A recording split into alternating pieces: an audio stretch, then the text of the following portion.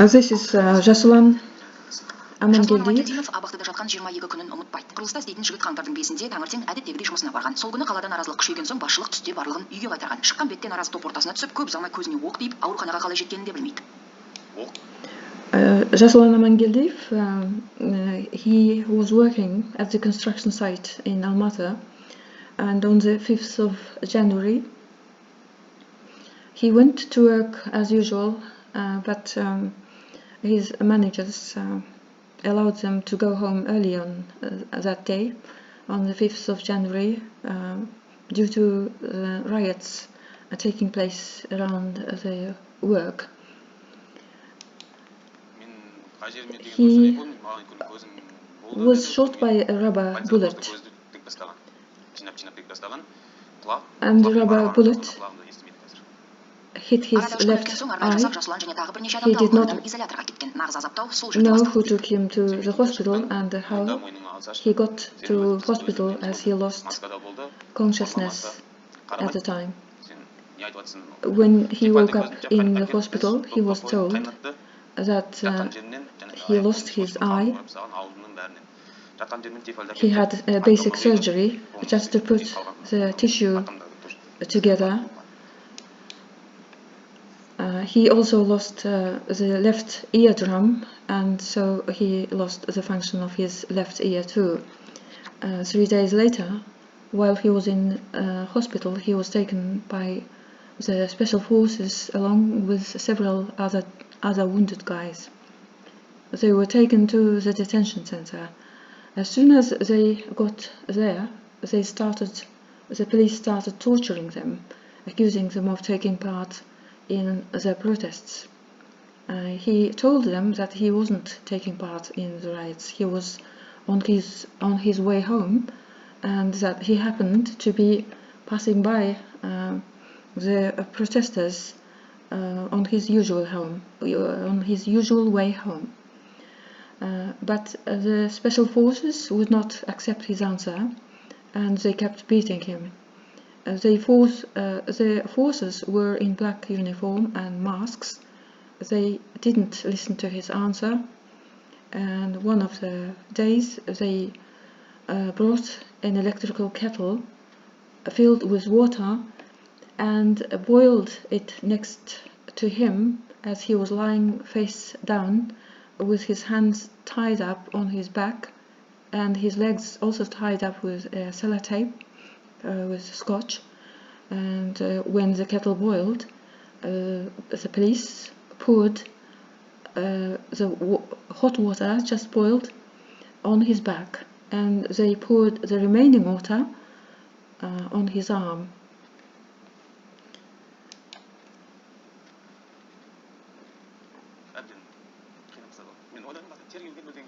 That was how he was cruelly abused for no reason. At first he thought that they took him to that room for questioning. They didn't care if he was in pain. They didn't care if he was suffering from other wounds. They were determined not to listen to his answer. They came and kicked him, beat him over and over again, viciously. Жасулан 31 қаңтарда қолхатпен Алматы шетіндегі жалда тұратын времянка үйіне шыққан. Әйелі жолдас. Жасулан was kept in the medical section initially of the detention center, but there was no medical services, no medical help.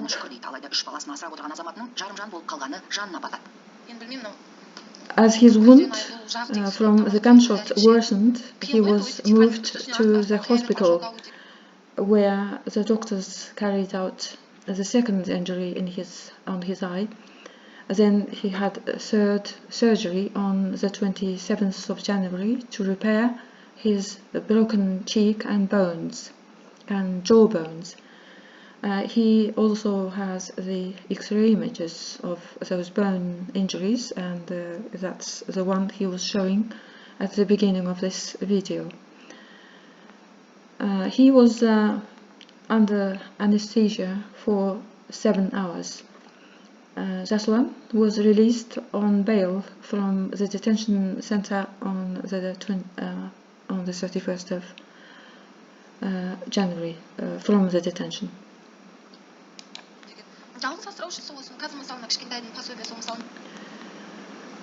This is his wife. They have 3 children. They live in a one-room shed in the outskirts of Жасұлан қазір төгу Almaty. операциясын күтіп отыр. Ақтан жанарды алып тастап, орнына протез қою керек. 30 жастағы жігітке жаппай тәртіпсіздікке қатысты деген айып тағылған. Бұдан бөлек өзін азаптағандарды жауапқа тартуды сұрап, прокуратураға ол өзі де арыз жазған.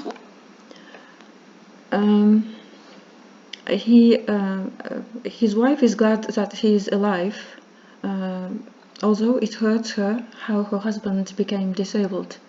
It's painful, she says, to watch his injury, how much difficulty and pain he experiences just to eat his food. He can only have food with a straw. It is so upsetting, she says, when she thinks about the abuses he endured in the detention center, and it's so dreadful that they poured hot water on him. He's our only breadwinner, she says. At the moment, I'm staying at home with the children. We need to pay the rent, we need to buy food, and we now have to pay for medical treatments, and he needs prosthetics. On the 4th of and the 4th surgery is planned.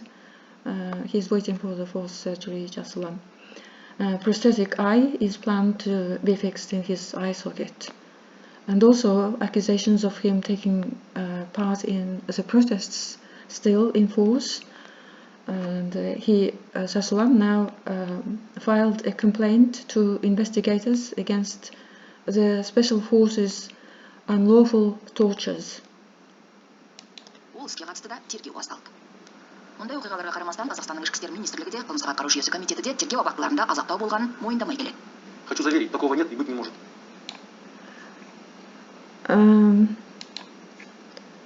Despite these facts, clear evidences and live witnesses, Kazakhstan's Ministry of Internal Affairs and the Committee for Criminal Affairs deny that there are no tortures taking place in the detention centers. This official here in this video says that he can confirm that there were no tortures in any of the detention centers.